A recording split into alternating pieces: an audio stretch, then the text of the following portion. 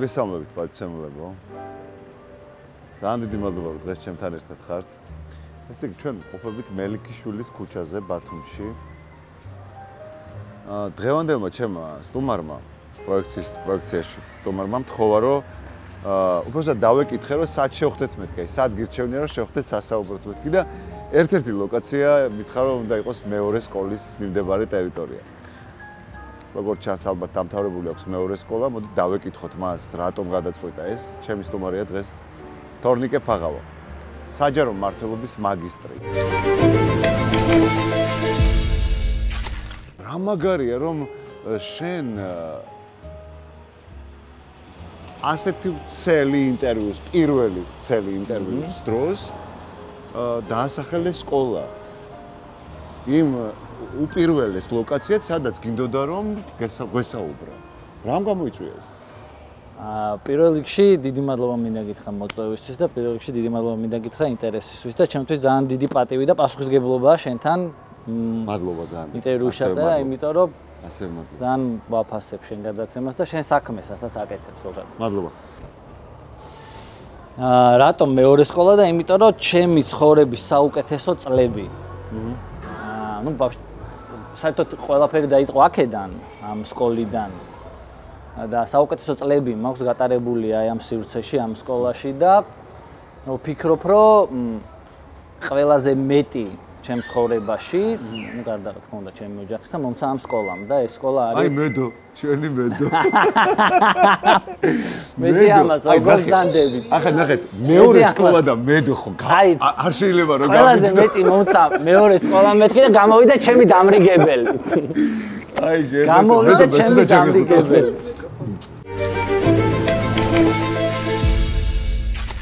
პირველი ალბათ არის ცოდნა, რაც მომცა ამ სკოლამ და ეს ფუნდამენტი ბავშვობაში ყალიბდება, ხო, ფუნდამენტი რაც ჩაგვიყარეს, ხო, ძალიან მნიშვნელოვანი, ძალიან მაგარი მასწავლებლები ყავდა, რაც ირა კვაჭანტირაძე, ნატო ურუშაძე, მედია ცინცაძე, ინგანიშნიანიძე, ნუ ეს ცნობილი ქალაქის, აი ქალაქის ცნობილი. ყველა რომ არ დაგავიწყდეს ჩამოთვლილი. კი, რო არ გამორჩეს, კი, რო არ გამორჩეს.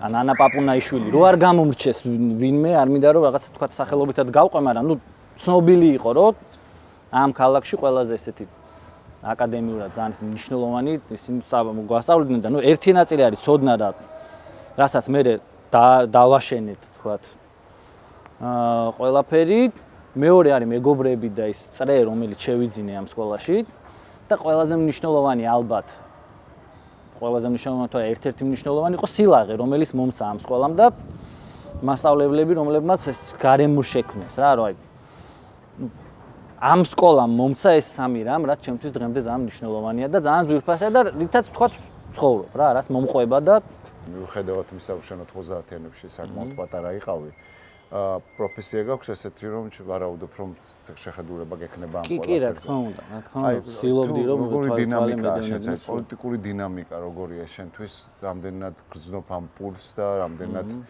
ადეკვატურია შენ ახლა შეხვიდი ამ წყალში. ეხლა მე შემიძლია ვთქვა, რომ თუ გამოვაკლებთ თქვა რაღაცა იმ შინააშლოებს, 90-იანებში იყო და ომებს და ასე შემდეგ და შემდეგ, ურთულესი პერიოდი უდგა ჩვენ ქვეყანას რა. ჩემი აზრი და ჩემი შეფასებით ეხლა არის ყველაზე რთული დრო, რასაც მე მოვესწარე.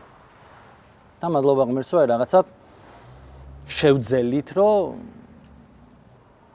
დიპლომატიურად თუ აი რაღაცა კულტუროზურად შეგვენარჩუნებინა ის მშვიდობა და შეგვენარჩუნებინა მდგომარეობა რომელშიც ვართ. ეს რაც შეეხება უშუალოდ ეხლა მიმდინარე პროცესს. რაც შეეხება ეხლა 90-იანებიდან რომ ამოვყვეთ მე რა თქმა უნდა ეხლა რასაც ლაპარაკობ იმაზე კი არ მაქვს ჭეშმარიტებაზე კი არ მაქვს ისა პრეტენზია, მაგრამ ჩემი ანალიზი, ჩემი თვალთახედვით რასაც ლაპარაკობ, ნუ ჩემთვის ძალიან მნიშვნელოვანია რომ ჩემი მშობლები ჯერ კიდე 78 წელს როცა დედაენის დაცვის ამბებში მონაწილეობდა, მამა იღებდა ძალიან აქტიურად ბათუმში მონაწილეობას.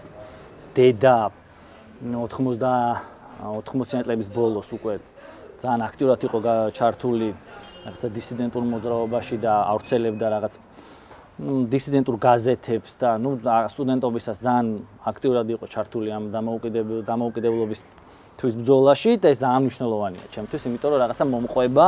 კი, ხო, მაგაზე აუცილებლად ვისაუბრებ. მომყვება და ძალიან საამაყო არის მოკლედ ჩემთვის ეგ ამბავი. დიახ. დამოუკიდებლობის მოპოვების შემდეგ ხელისუფლებაში დიახ. ხელისუფლებაში მოვიდა. ნუ მიუხედავად იმისა, რომ ჩვენ ახლა რაღაცა დაწერილი შეფასებული, ნუ ჯერ ადრეა ახლა მაგ 30 წელი არა ისეთ რომ ისტორია დაწერო და შეაფასო, მაგრამ არ გვაქვს ეგეთი. ხო, არ გვაქვს ესეთი საგანს დაწერილი, ეს თქვა 30 წლის ისტორია და სულ ხათაშორის გვიწევს ხოლმე რომ აი ვიღაცა ერთის ნარკვევი წაიკითხო, მე მეორეს ნარკვევი, მე მესამე და ნუ ეს რაღაცა შეაჯამო შენ თვითონ რომ აი რა და როგორ. 90-იან წლებში დამოუკიდებლობის მოპოვების შემდეგ ხელისუფლებაში ცალსახად მოვიდა თქვათ რაღაცა გულანთებული პატრიოტი ადამიანი ხელისუფლებაში და მე მოხდა ის რაც მოხდა წელიწად ნახევარში დაამხეს ხელისუფლება და ამან გამოიწვია ის რომ მე მოვიდა თქვათ შევარდნაძე ხელისუფლებაში შევარდნაძის ხელისუფლებაში მოსვლის ნუ მე როგორ უყურებ იცი ამ ყველაფერს ახლა დაახლოებით ეგრე უყურებ რომ რაზე იყო დაკვეთა რა გაკეთდა რაზე იყო დაკვეთა რა ანუ როდესაც შევარდნაძე მოვიდა ხელისუფლებაში ქაოსი იყო და საზოგადოებას დაკვეთა ქონდა რომ ყოფილიყო თქვა რაღაცა წესრიგი შენარჩუნებული იყო და სიმშვიდე ყოფილიყო და მეტნაკლებად შევარდნაძე მე მოახერხა მაგრამ მე დაჭაობდა რევოლუციის დროს ვარდების რევოლუციის დროს მე ვისაუბრებ ვარდების რევოლუციაზე ძალიან მნიშვნელოვანი პროცესი იყო ვარდების რევოლუციის დროს დაკვეთა იყო აი ამ რაღაცა სახელმწიფო ინსტიტუტების შენებლობაზე კორუფციის აღმოფხრაზე მსგავსი ტიპის პრობლემებზე იყო საზოგადოების დაკვეთა და დასაწყისში მეტნაკლებად ეს სხვათა შორის ზურაბ ჟანიას ძალიან აქტიური ჩართულობით და რეფორმატორების ჯგუფის ძალიან აქტიური ჩართულობით ეს მოახერხა წინა ხელისუფლებამ დასაწყისში მაგრამ ნუ მე ასევე ჩემი შეფასებით მე ძალმომრეობით გააგრძელა მოღვაწეობა მე უკვე 2012-ში დაკვეთა იყო საზოგადოების მხრიდან რომ ადამიანის უფლებები და ეკონომიკური მდგომარეობა გაუმჯობესებული იყო და ჩემი აზრით ამ ხელისუფლებამ ეს საუკეთესოდ შეძლო ადამიანის უფლებების ნაწილშიც და ეკონომიკის ნაწილშიც და ეხლა დღეის მდგომარეობით მე ვფიქრობ რომ დაკვეთა არის საზოგადოების მხრიდან პოლიტიკური აქტორების თანამშრომლობაზე სინერგიაზე და ასევე ჩემი მოგზაურებული შეფასებით აქაც ოპოზიცია ცოდავს რა ჩემი აზრით არ იძლევა დღეს იმის საშუალებას რომ რაღაცა თანამშრომლობით უფრო გლობალურ იდეებს ვემსახუროთ რა მოკლედ აი ძალიან მოკლე რაკურსით და შეიძლება ძალიან მშრალად მაგრამ უცებ ეხლა რაც შეუძლია ეგ იყო მე თქვა ამ თემასთან დაკავშირებით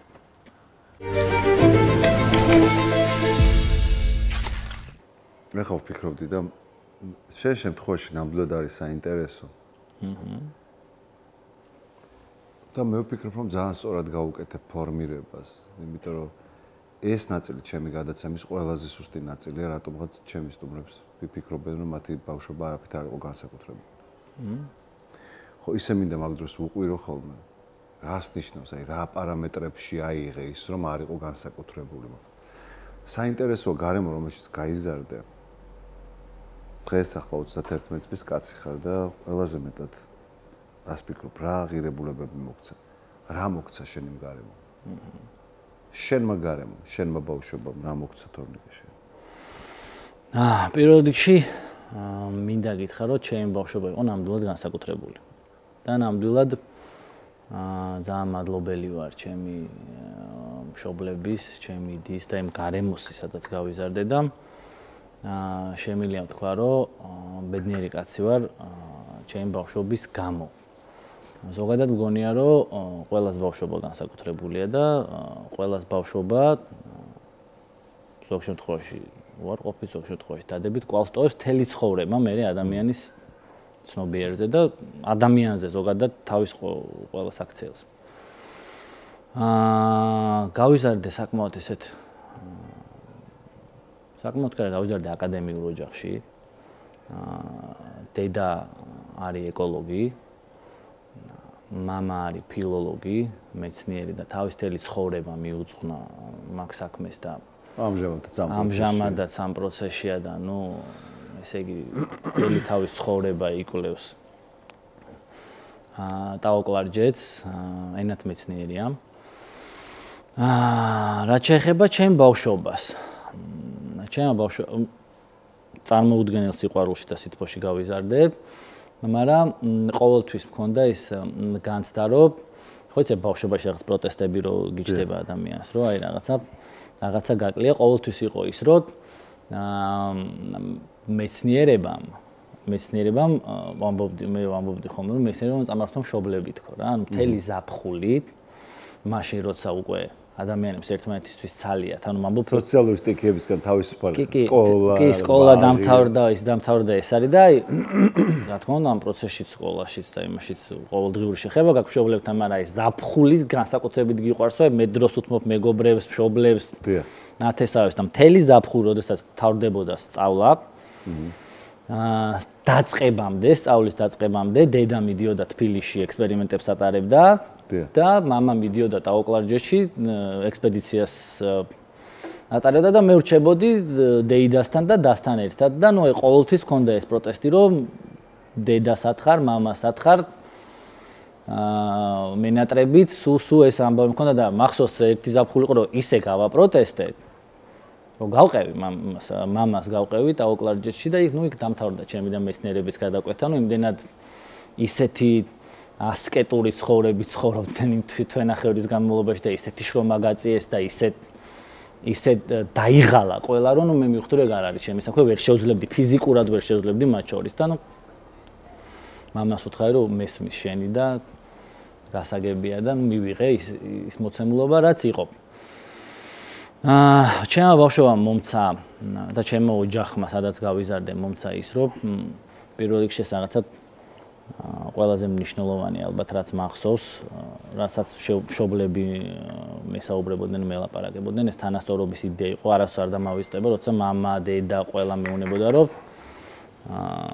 ეს რაღაცა ეხლა ძალიან ესეთი შეიძლება ტრივიალური რაღაცაა და მარტივი და გასაგები და ყველასთვის ის არის, მაგრამ დრო როდესაც მე თქვა ამ რაღაცებს მასწავლიდნენ და მშვებოდნენ, შეიძლება არ იყო მაშინ ეს ძალიან ესეთი მამა ყოველთვის მეუბნებოდა ესეთ რაღაცას, რომ მთელი ცხოვრება მეუბნებოდა მამა ესეთ რაღაცას, რომ შენ ერთმა კაცმა რაც შეიძლება გააკეთოს სხვისთვის, ყველაზე დიდი არის ის, რომ უბრალოდ გაუმარტივო სხვას ცხოვრება და როგორც მინიმუმ პრობლემები არ შეუქმნა და გაუმარტივე შენს ირგვლივ მყოფ ადამიანებს ცხოვრება. ეს იყო ყოველდღიურ რეჟიმში ამას მელაპარაკებოდა და სხვათა შორის მე აი ამ თავისი შეგონებების მერე წამაკითხა ნოდარ დუმბაძის მარადისობის კანონიდან, მივხვდი სინამდვილეში რაზე მელაპარაკებოდა და რაზე მესაუბრებოდა, რომ ცხოვრება არის მძიმე და მარტო ადამიანს ამის თქვათ გაზლება უჭირს შენ ჩემი მე შენი სხვა მსხვისი და ესე უნდა ვატაროთ და ამას მამა ბავშვობაში ეხა ეს პირდაპირ ხო მესამე კლასში ამას ხო ვერ წამაკითხებდა და ბავშვობაში მასწავლიდან მეუბნებოდა რომ ესე უნდა იცხოვრო და მე მითხრა რომ ეხა ეს უნდა წაიკითხო და მე მივხვდი სინამდვილეში ასაც მელაპარაკებოდა რა და რაღაც მომენტი დგება ალბათ როდესაც მაპატირო შეგაწყვეტინა თორნიკე რაღაც მომენტი დგება ალბათ ცხოვრებაში როდესაც ადამიანი აცნობიერებ ოჯახის ძალას, აი სრულფასოვნებას, რომელიც აი სადაც დედას თავისი ადგილი აქვს, მამას თავისი ადგილი აქვს, ოჯახის წევრებს, ბებიას, ბაბუას, ნათესავებს. ეს ხო ძალიან საყვარელი ატმოსფეროებია, რომელიც ძალიან გვავსებს და მე ყველა ტიპის პრობლემებს ამ ინერციით უკლავდებით ამ სიტყვით. კი, რა თქმა უნდა. ეს მე ძალიან ბევრი შემიძლია ვისაუბრო შენ მშობლებზე ეხა ამ ქალაქში კი არა ქვეყანაში მამია ფაღავას იცნობენ არაჩვეულებრივად და ნარგულ ასანიძეს, რომელიც სხვათა შორის ამასინად გეუბნებოდი, რომ ადამიანი რომელიც სტუდენტობის პერიოდში ცხოვრობდა მერაბ კოსტავას ოჯახში და იყო ზურა ჟვანიას კურსევრი და მეგობარი ძალიან ახლა ოჯახის დღემდე ეგრე არის კი და ის რა საინტერესო ადამიანია წარმოგიდგენია ორი უდიდესი ფიგურის. კი, ორი ისტორიული მნიშვნელობის და ჩვენთან ეს ატმოსფეროები, ეს მეგობრები, ეს არ დავარქმევდი ელიტურს, აბსოლუტურად საკვანძო საკითხებში გადაწყვეტის მიმღები ადამიანებთან მუდმივი სიახლოვე და კონტაქტი. მე უფრო ამ კუთხით მიმყავდა კიდევ პლუს კითხვა, რომ ეს ერთგვარად გავალებ შენ რაღაცეებს თუ ამ მოცემულობას თავისუფლად პასუხობ და თავისუფლად უმკლავდები. ხო, მე ეს არის ერთგვარი ტრიგერი, რომ აი შენ აუცილებლად უნდა იყო შემდგარი ადამიანი, აუცილებლად უნდა იყო დიდ საქმეებში. კი, მე მაგ საქმეს და სხვათა შორის არა მარტო მე ჩემი ოჯახის წევრების და ყველან ჩემს ირგვლივ ესე უყურებთ, რომ პირიქით ეს რაღაცა თავისუფლად და ლაღად პასუხობ ამ ყველაფერს და პირიქით ეს სრული თავისუფლება მომანიჭა თავის დროზე ჩემმა ოჯახმაც. სხვათა შორის იქ მინდოდა რომ წინა კითხვას მინდა რომ უპასუხო, რატომ საიდან დაიბადა, ხო, რატომ პოლიტიკა და რატო დამაინტერესა ბავშვობიდან, საიდან დაიბადა საერთოდ ეს იდეა რა და ეს რაღაც კუთხით ეხა შეიძლება თემას ავსდე, მაგრამ რაღაც კუთხით ჩემს ოჯახს უკავშირდება და მოკლედ ვიტყვი რატომ პოლიტიკა რა. 90-იან წლებში მე როცა პატარა ბავშვი ვიყავი, ჩემი ოჯახი იყო, ალბათ გახსოვთ ეს ძალიან ცნობილი დაპირისპირება აბაშიძეებს და ასანიძეებს შორის, დედა ასანიძე და აბაშიძეებს და ასანიძეებს შორის და ჩემი ოჯახი იყო პოლიტიკური რეპრესიების მსხვერპლი იყო პირდაპირ მნიშვნელობით. მთელი გვარი იყო. კი, მთელი გვარი იყო, 40 ადამიანამდე დააკავეს, მერე ნუ იქ ვიღაცები გარდაიცვალნენ, ნუ მთელი ესე იგი ტრაგედია განვითარდა მოკლედ ამ გვარის ირგვლივ და პირდაპირ ძალმომლეობის მსხვერპლი იყო ჩემი ოჯახი და პირველად მაშინ შევეჯახე ესე თუ შეიძლება ითქვას უსამართლობას და მაშინ გავიფიქრე პირველად მე ჩემთვის რომ მე უნდა ვიყო პროცესების მონაწილე რაღაც დროის მერე თუ შევძლებთ პროცესების მონაწილე და უნდა რაღაცეები შეიცვალოს უკეთესობისკენ. სხვათა შორის ეს კაი ცხოვრებიდან გამომდინარე კი არ იყო მაშინ ეს იმიტომ მოხდა რომ ჩვენი ოჯახი რეპრესირებული იყო და შეიძლება 10 წლის და 12 წლის ბავშვი ამაზე საერთოდ არ უნდა ფიქრობდეს. მაგრამ როდესაც იმ რეალობის წინაშე დგახარა, რეალობის წინაშეც მე ვიდექი, ნუ ავტომატურად ეს ფიქრები, ეს იდეები ყოველთვის მქონდა, ბავშვობიდან მქონდა რომ უნდა ყოფილიყავი პოლიტიკური პროცესის ნაწილი და რაღაცეები უნდა შემეცვალა რა. და გამომდინარე აი ამ ჩემი ოჯახური მდგომარეობიდან გამომდინარე. რა დამოკიდებულება აქვს მშობლებს შენი გადაწყვეტილებების მიმართ, აი ბოლო გადაწყვეტილების მიმართ? ნუ ამას ჯერ საერთოდ უნდა და რომ სპორტსმენი ყოფილიყავი, მაგრამ ბავშვობაში ფეხბურთს თამაშობდი და მამას ყოველთვის უნდა რომ სპორტსმენი ყოფილიყავი. და მე რაღაც პერიოდის მერე მეუბნებოდა რომ უნდა და რომ ყოფილიყავი მეცნიერი, ოღონდ კიდევ ერთხელ ამას ვაკეთებ იმ დათქმით რომ აუცილებლად ჰქონდა არჩევანის საშუალება. ოჯახში ყოველთვის იყო თანაბარ საწყისებზე საუბრები და ყოველთვის მეუბნებოდნენ რა თქმა უნდა შენ როგორც გინდა ისე უნდა იყოს, უბრალოდ ჩვენ თქვათ გირჩევთ ამას. მამას უნდა და რომ ყოველთვის ყოფილიყავი ჯერ ერთი რაღაც პერიოდი სპორტსმენი, მერე მეუბნებოდა რომ უნდა ყოფილიყავი მეცნიერი. დედას ყოველთვის უნდა და რომ ყოფილიყავი პოლიტიკოსი და დედა ყოველთვის უჭერდა მხარს მაგ იდეას რომ მე ყოფილიყავი პოლიტიკური პროცესის ნაწილი და ყოფილიყავი პოლიტიკაში. მეც ეხა სიმართლე თუ გაინტერესებს ყველაზე კარგად ვიხსენებ და ყველაზე მეტად მომწონს ჩემ განვლილ ცხოვრებაში კარიერულ თვალსაზრისით ის პერიოდი, როდესაც პარლამენტში ვმუშაობდი. ანუ ყველაზე მეტად მე ვენთები და ყველაზე მეტად მე მომწონს საქმე, რომელსაც ვაკეთებდი პარლამენტში. და ეს იყო ჩემთვის როგორ გითხრა, ადგილი, სადაც ვიპოვე საკუთარი პროფესიულად საკუთარი თავი რა. საინტერესო არის რომ რაღაც ალბათ ნებისმიერი მოცემულობა რომელშიც დღემდე იყავი იმ მოცემულობასთან გაცილებით სტერილურია რაშიც ახლა შედგან ფეხს. კი, რა თქმა უნდა, აბარა. არის ძალიან ხისტი, ძალიან უკონტროლო და ძალიან ღაღადებელი ბევრი სიბიძურის დემოკრატიის სახელი. კი. თავისუფლების სახელი. და ძალიან турბულენტური გარემოა და მზად უნდა იყო ყველაფრისთვის. გამოხატვის თავისუფლების სახელით ეხლა ძალიან ბანალურია ხო რომ კითხო რამდენად მზად ხარ ამ ტიპის დარტყმებისთვის რომ შეიძლება სულაც არ იყოს მაგრამ ხო იცი რომ გარდაუვალია რა თქმა უნდა რაღაც ტიპის დარტყმები იქნება უკვე იყო რამოდენიმეჯერ უკვე იყო რაღაცა შემადარეს ვიღაცა აი ამ ეს დარტყმები სად მიდის ხომ აი საინტერესო არის როგორი რაღაც იცი მე 20 წელია მაქვს გადაცემა და ყველაზე ხანდაზმული გადაცემაა პროექციაში აჭარის ტელევიზიაში და ესე იგი მთელი ამ ხნის მანძილზე ერთ-ერთი ბალანსი, რასაც მუდმივად ვიცავ, ეს არის რომ მე შეიძლება მომდევნო გადაცემაში უკიდურესად განსხვავებული შეხედულებების ადამიანი მყავდეს გადაცემაში. ნორმალურია სავსებით. ეს შეიძლება კი არა და რეალურად ესეც არის ამ ეტაპზე სხვათა შორის. კი. მაგრამ ყოველთვის ვცდილობ რომ დავიცვა ბალანსი და ეს ბალანსის იდეა გარდა იმისა რომ არის სამართლიანობის კონტექსტი, ამის პარალელურად არის იმის რომ ბალანსი მაინც მეტნაკლებად ობიექტურ მოცემულობას გიქმნის და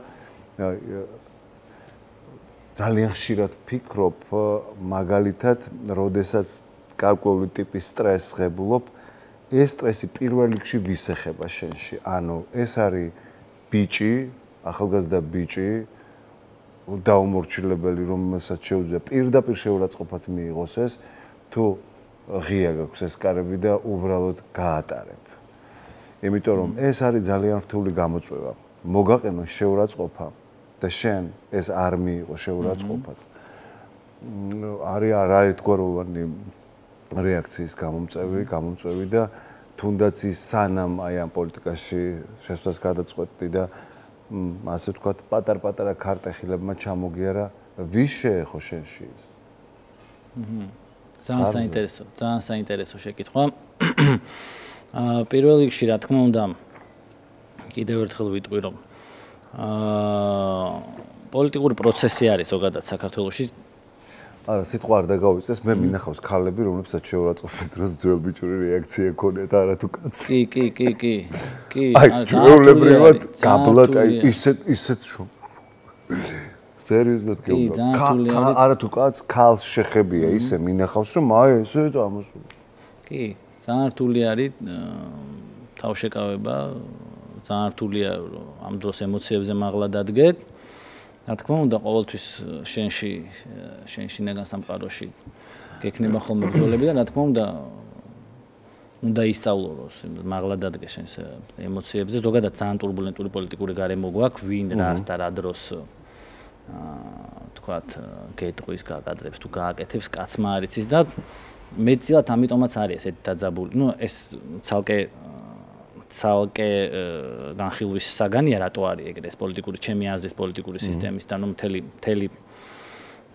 მთელი აი ამ 30 წლიანი ისტორიის მანძილზე რატომ ხდება ეს ყველაფერი, ამას ცოტა გერა უფრო ღრმა ანალიზი ჭირდება. რაღაცები დაგროვდა და არ წავიდა არცაც, სანამ არ გამოიხატა. კი, ღრმა ანალიზი ჭირდება ამას და ძალიან გაგვიგრძელდება ეხლა რომ ვისაუბროთ, მაგრამ ნუ მოცემულობა არის ისეთი, რომ არის турბულენტური გარემო და რა დროს ვინ რაც გეტყვის, კაცმა არ იცის. რა თქმა უნდა, ამას ჭირდება რომ მაგრად დახვდე და ერთის მხრივ შეგეძლოს ადეკვატური პასუხისგაცემად, მაგრამ მეორეს მხრივ, რა თქმა უნდა, როდესაც შედიხარ საჯარო სივრცეში უკვე აქ არ ხარ მარტო და არის ადამიანები, ვინც პირველ რიგში გენდო, არის ადამიანები, ვინც გიყურებს საზოგადოებად, ყველაფრის გათვალისწინება გიწევს და აქედან გამომდინარე უნდა მიიღოს შენ შემდეგ გადაწყვეტილება და რა თქმა უნდა, რაღაც მომენტში შეიძლება გაგექცეს ემოცია, რაღაც მომენტში შეიძლება თავი ვერ მოთოკო, მაგრამ რა თქმა უნდა, მზად ვარ იმისთვისაც და მეტი მოთმინების და თქვათ იმის კენ ვიხრები რა, ანუ მგონია რომ რაღაცა პოლიტიკური კულტურა აქვს და რაღაცა შინაგანი როგორ დავარქვა, შინაგანი ალბათ უფრო ჩამკეტები უნდა არსებობდეს, რაც შეგიძლია რომ გააკეთო და რა არ შეგიძლია რომ გააკეთო და რით შეგიძლია უპასუხო და რით შეგიძლია რომ არ უპასუხო. მზად ვარ მსგავსი ტიპის გამოწვევებისთვისაც, ესე ვფიქრობ ყოველ შემთხვევაში და ნახოთ რა იქნება და ხო, რა თქმა უნდა, ის რომ მზაობა გაქვს ერთგვარი, ეს თავისთავად ნიშნავს, რომ ეს არ არის ილუზია.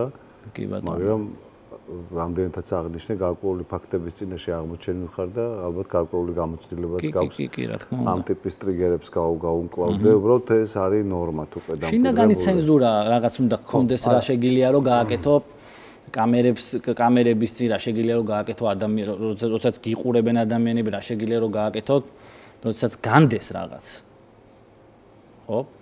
ამიტომ ამ ყველაფრის გათვალისწინებით უნდა მიიღო გადაწყვეტილება, როდესაც ვიღაცას პასუხობ თუნდაც ძველ ბიჭურად.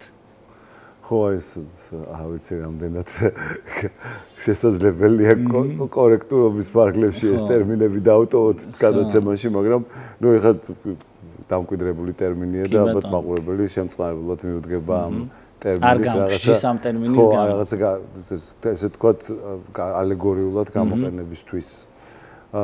თორნიკე ფიქრობ რომ არის დრო, როდესაც უნდა გააკეთო აუცილებლად ის რასაც ქვია პოლიტიკა. ხო, ძალიან ისეთი საინტერესო კითხვა არის და თან ძალიან ღრმა კითხვა არის და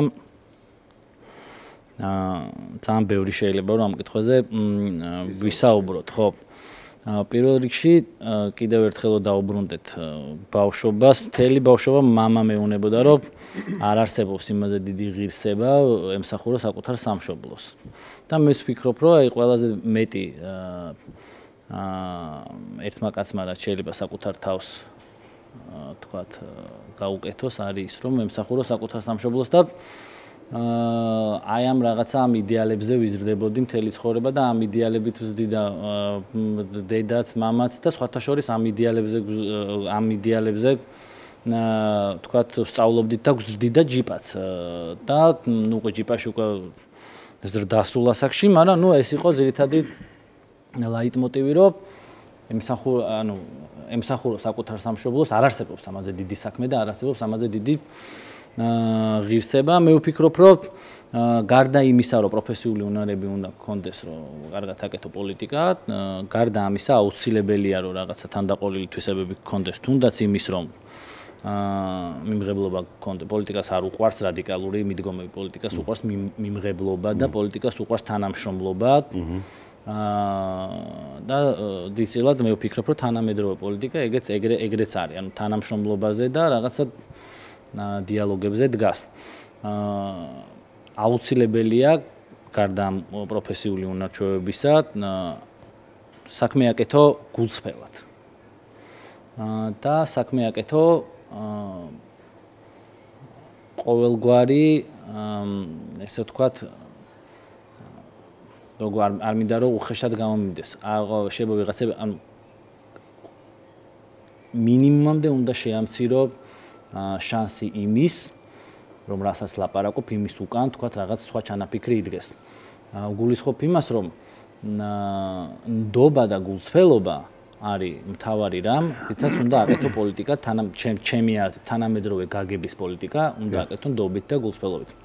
მე მგონია, რომ ჩემი აზრით საუკეთესო დრო ჩემი ძალიან ძიმე და რთული დროა, მაგრამ საუკეთესო დროა იმისთვის, რომ ახალგაზრდებმა და ახალმა ძალებმა მიიღონ მონაწილეობა პოლიტიკურ პროცესში და არის ამის მსაუბრა რომ გაუღონ კარები ახალგაზრდებს? კი, მე ვფიქრობ, რომ ამის მსაუბრა არის, ამის მოთხოვნილებაა პირველ რიგში საზოგადოების მხრიდან და ვფიქრობ, რომ ამის მსაუბრაც არის და სხვათა შორის გაკეთდა კიდეც მინიშნებები და განცხადებები, მათ შორის ამ ქვეყნის პოლიტიკური ლიდერებისგან, რომ დროა ახალი ძალები და დროა ახალი სახეები გამოჩნდნენ პოლიტიკურ პროცესში. გულისხმობ ბიძინა ივანიშვილის განცხადებას, გულისხმობ ბატონი პრემიერის განცხადებას, ბოლოდროიდელ განცხადებას. მოკლედ, ჩემი აზრით არის რაღაც მინიშნებებიც, არის რაღაც მოძრაობებიც ამ თვალსაზრისით და ამ კუთხით დაწყებული და მე მგონია რომ ესეც იქნება. ხედავ სადმე რისკებს რეალურად, რომ შეიძლება ქვეყანამ ევროპული კურსი შეცვალოს. და კიდევ ერთი, ხარ თუ არა შენ თვითონ ევროპული ღირებულებების ადამიანი? ძალიან კაი კითხვაა და ძალიან აქტუალური კითხვაა და ჩემი აზრით მე ისე ვფიქრობ, რომ შანსი იმის, რომ საქართველოს შეცვალოს დასავლური კურსი არ არსებობს და გამორიცხულია ეს მოხდეს. უბრალოდ ეხლა კითხვა, რატომ არ არსებობს ამის შანსი? კი, რატომ არ არსებობს ამის შანსი? ამასაც ვიტყვი, იმიტომ რომ საქართველოს დასავლური კურსი არის ცივილიზაციური არჩევანი პირველ რიგში. და რეალობაა უკვე. კი, უკვე რეალობაა. ცივილიზაციური არჩევანია და უკვე რეალობაა და უკვე უამრავი ნაბიჯია გადადგმული. მათ შორის ამ ხელისუფლების პირობებში. მათ შორის კი ამ ხელისუფლების პირობებში არის ყველაზე დიდი ნაბიჯები გადადგმული. ევროპასთან ინტეგრაციის თვალსაზრისით და ომამდე ნატოსთან ინტეგრაციის თვალსაზრისითაც ამ ხელისუფლებისთვის იყო ყველაზე მნიშვნელოვანი ნაბიჯები გადადგმული. რაც შეეხება რატომ არ არსებობს შანსი. Იმიტომ ჩემი აზრით, იმიტომ არ არსებობს შანსი, რომ ჯერ ხალხი, რომელიც მართავს ქვეყანას, არ არიან ამისკენ მოწადინებული და არ უნდათ ეს. პირველი ეს არის. მეორე არის საქართველოს არის დასავლური კულტურის და დასავლური პოლიტიკური კლუბის თუ შეიძლება ესე ითქვას, ნაწილი და ამას ვერაფერი ვერ შეცვლის და მით უმეტეს ვერ შეცვლის ესეთი მოკლევადიანი პერიოდი, რაც ეხლა თქვათ დაწყებულია ამაზე რაღაცნაირი საუბრები. მე ვფიქრობ, რომ პირიქით ეხა პროცესი რაც მიდის, ჩემი აზრით, საქმე გვაქვს საქართველოს პოლიტიკური როლის ზრდასთან. პირიქით, უფრო საინტერესოები ხდებით, უფრო მეტად იზრდება ჩვენი როლი, ჩვენი გეოპოლიტიკური როლი ევროპელებისთვისაც, აზიელებისთვისაც, ზოგადად სოფლიოში, ჩვენ ამერიკელებისთვისაც ჩვენი ესე ვთქვათ, ფასი გაიზარდა და ეს აჟიოტაჟი, რაც ეხლა ჩვენს ირგვლივ მიმდინარეობს, ამის მანიშნებელია პირველ რიგში. პოლიტიკური მდგომარეობიდან, გეოპოლიტიკური მდგომარეობიდან გამომდინარე, რაც და საერთაშორისო პოლიტიკური მდგომარეობიდან გამომდინარე, რაც დღეს სოფლიოში ხდება, ჩვენი ქვეყნის გეოგრაფიულმა მდგომარეობამ გამოიწვია ის, რომ ჩვენი ფასი გაიზარდა და აჟიოტაჟი, რომელიც ეხლა მიმდინარეობს ჩვენი ქვეყნის ირგვლივ, ცოტა ფასის დიდან არის გამოწვეული და მგონია, რომ თქვათ, რა თქმა უნდა, ძალიან რთული მდგომარეობაა და ძალიან ზუსტად და გათვლილად უნდა ვიმოძრაოთ და ძალიან ზუსტი ნაბიჯები უნდა გადავდგათ, მაგრამ საბოლოო ჯამში, საერთო ჯამში მგონია, რომ შედეგი იქნება ის, რომ უფრო მეტად დაუფასდებით და უფრო მეტი პოლიტიკური ღირებულება გვექნება როგორც სახელმწიფოს. ჩემი აზრით, ეგეთი და შანსი იმის, რომ რაღაცნაირად ამ გზას ავუაროთ არ არსებობს. პირიქით, იმ გზაზე რომ ვიდგეთ და უფრო საინტერესოები ვიყოთ, ყველაფერი მაგით ხდება. რაც ხდება მთავრობის მხრიდან. შენ თვითონ ხარ ევროპული ღირებულებების ადამიანი, ეს ნიშნავს ადამიანების უფლებების სფეროს, სამოქალაქო კულტურას, გარკვეული ინსტიტუციების ურყევ პროგრესს და ასე შემდეგ. და მათ შორის არის ერთ-ერთი მკაფიო ღირებულება, ეს არის ლიბერალური ღირებულებები, რომელზეც მე და შენ არაერთხელ გვისაუბრია. მე ვიცი რომ შენ გაკამ ყველაფერთან შენი ჩემი დამოკიდებულება, კი ბატონო. საინტერესო არის ზღვარი, ის ასე ვთქვათ ქაოსი, რომელშიც ახლა ვიმყოფებით და ის გამოწვევები, რომლის წინაშეც ვდგავართ. შენ თვითონ ამ ყველაფერზე რა დამოკიდებულება გაქვს? როდესაც შენ გულწრფელად გჯერა, რომ ჩვენ ევროპულ კურსს არ გადავხვევთ და რომ ჩვენ სწორედაც ვიქნებით ის ქვეყანა, ვინც ევროპულ კურსს დაიჭერს. ჯერ ეკერებს ზუსტად ვიცი რომ ესე იქნება და ზუსტად ვიცი ახლა რაც ხდება და ეხლა მიმდინარეობს პროცესი, რომ ჩვენი თქვათ როლი უფრო მეტად დაფასდეს. ეს ვიღაცებს მოწონთ, ვიღაცებს არ მოწონთ, მაგრამ ეს ესე იქნება. ჩვენი როლი უფრო მეტად დაფასდება და ჩვენ უფრო მყარად ვიდგებით ამ გზაზე, რა გზაზეც ვდგავართ. და ჩვენი გეოპოლიტიკური როლი ავსებად გაიზრდება. ეხლა რაც შეეხება კითხვას, რომელიც დამისვით ლიბერალიზმზე, კონსერვატიზმზე და ასე შემდეგ. მე მგონია, რომ ეს რაღაცა მუდმივი პროცესია ადამიანში აი ამ ორი არა მარტო ორი ზოგადად ღირებულებების ჭიდილი ადამიანში მუდმივი პროცესია. პირველ რიგში ზუსტად რაც მინდა გითხრა და თქვა რომ არ არის ახალი ეგ ხო რომ თანასწორობის იდეა არის უპირველესი იდეა და ამაზე ახლა მგონი ადამიანი არ დააობს ფუნდამენტური იდეა რომელსაც ფუნდამენტური ღირებულება თუ იდეა დავარქვათ როგორც გინდა რომელსაც მე მგონი კონსტიტუციით დაცული ხო ალტერნატივა არ გააჩნია მე მგონი ეს ესეა უფრო სიღრმეებში რო არ შევიდეთ და თქვა ჩვენი მაყურებელიც რო არ დავღალოთ ინდივიდის და საზოგადოების ჭიდილის მუდმივი პროცესია და ესეც ყოველთვის ესე იქნება და ძირითადად ლიბერალებს და კონსერვატიულებს შორის განმასხვავებელიც და მთავარი დაპირისპირების საგანიც ეგ არის ინდივიდი თუ საზოგადოება. მე ესეთ დამოკიდებულება მაქვს ამ ოქროს კვეთა არის საპონელი რა მთავარი თემა არის რომ მე ეგეთ დამოკიდებულება მაქვს ამ თემასთან დაკავშირებით რომ სიმრავლეს ქნის ესე იგი ერთეული, ანუ ინდივიდით და ცალსახად რომ არ არსებობდეს, თქვათ, ერთეული ვერ შეექნებოდა სიმრავლე და ცალსახად უნდა ითქვას, რომ ინდივიდის უფლებები უნდა იყოს გარანტირებული და უნდა იყოს აუცილებლად დაცული, მაგრამ კიდევ ერთხელ, აქაც აუცილებელია რაღაცა ოქროს კვეთის პოვნა, ეს არ უნდა გადაიზარდოს იმაში, რომ საზოგადოების ინტერესები იყოს უგულებელყოფილი. ანუ მთავარია, რომ ვიპოვოთ ბალანსი. ბალანსი უნდა იპოვოს სახელმწიფო ინსტიტუტებმა. ანუ იდეებს შორის ჭიდილში უნდა თქვათ ოქროსკვეთა იპოვოს სახელმწიფო ინსტიტუტებმა და ამ ჭიდილში აუცილებლად უნდა იყვნენ დაცულები. კი, რა თქმა უნდა, აუცილებლად უნდა იყვნენ დაცულები და ამ ჭიდილში სახელმწიფომ უნდა ითამაშოს გადამწყვეტი როლი. რაც შეეხება იდეოლოგიური თვალსაზრისით, ზუსტად აქაც აი რაღაცა მიწევს ხოლმე რომ მოვიშველიო რაღაცეები, თქვათ რაღაც ჩვენი თქვათ წარსული ისტორიიდან თუ წინაპრებიდან თუ ასე შემდეგ, ხო? ანუ პირველ რიგში მე ვფიქრობ, რომ თქვათ შეუძლებელია შექმნა ცივილიზაცია თუ კულტურა თუ არ დგახარ ფესვებზე. ანუ რაღაც ისტორიული მეხსიერება თუ არ გაგაჩნია, ხო? გამორიცხულია ფესვებზე თუ არ დგახარ. რაღაცა ისტორიით გამოსტილი ტრადიციები, ღირებულებები, ინსტიტუტები თუ არ შეინარჩუნე, თუ არ დადექი მყარად ამაზე. ხო, ვერ განავითარ დღეს რაღაცა რო დაიწყო, ხო? ყველაფერი რო დაივიწყო და ახლიდან დაიწყო, ნუ ველური გამოდიხარ, ხო? ანუ ყველაფერი უცებ რო გაანულობ და სიახლე რომ მიიღო ყველაფერი, ნუ გამოდიხარ რომ რა გამოდის, ხო? კულტურა რა საწაიღე, ხო? ანუ თავარი თემა აი რომ შენ უნდა იდგე მყარად შენ ფესვებზე. არ დაივიწყო ვისი გორისა ხარ, მაგრამ ამავდროულად თავარი თემა არის რომ მოძრაობა და მოძრაობა, ხო? ილიას ნობელის სიტყვები და ეს მუდმივი განახლების რეჟიმი, მუდმივი სიახლე, მუდმივი თქვათ რაღაცა ეს ახალ-ახალი იდეები, ოღონდ მყარად დგახარ შენ საწყისებზე, მყარად დგახარ შენ ფესვებზე და ამავდროულად იღებს სიახლეს, ამავდროულად ვითარდები, ამავდროულად შემოდის თანამედროვე იდეები და ეს ყველაფერი უნდა მოხდეს რაღაცა თქვათ ძალიან ისე ესთეტიურად და ძალიან ლამაზად. ანუ მე ვფიქრობ, რომ თავარი გამოწვევა არის აი ამ ჭიდილში, თავარი გამოწვევა არის ოქროს კვეთად. ეს რაც შეეხება იდეოლოგიური თვალსაზრისით და რაც შეეხება უშუალოდ პრაქტიკული თვალსაზრისით, აი ამ ჭიდილში სახელმწიფო ინსტიტუტებმა უნდა ითამაშონ გადამწყვეტი როლი. ანუ ლიბერალური დემოკრატიის თავარი ეს რო არ დავღალოთ ამ ესა მაყურებელი ლიბერალური დემოკრატიის თავარი განსაზღვრება და განმარტება რა არის, ხო? ლიბერალური დემოკრატია არის უმრავლესობის მმართველობა, უბრალოდ უმცირესობების გარანტირებული უფლებების ხარჯზე. ანუ უმრავლესობა მართავს, უბრალოდ უმცირესობას აქვს გარანტირებული უფლებები.